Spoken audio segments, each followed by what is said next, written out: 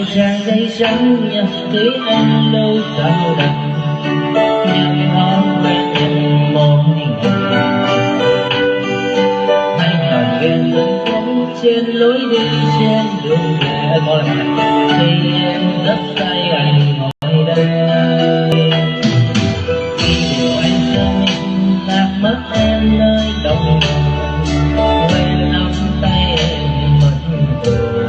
rồi vì điều em thầm câu hỏi yêu em thế nào anh yêu ít thôi nhưng dài lâu anh thôi nhé không yêu thì cần nhiều hai điều đó đón em đến tương lai để thương như hiện tại ít thôi nhé em thôi để ban hối quen nhau để đêm đêm khắc sâu những yêu thương nhìn màu anh thôi nhé không cần nhiều thật nhiều vì anh đã hứa sẽ mãi bên em đến khi em còn chờ ít thôi nhé em hơn mới biết lúc xa nhau chỉ mong sao chứ lâu sẽ trôi qua thật mồ hôi. Mấy thầy chịu lâu, biết lâu thiệt lâu.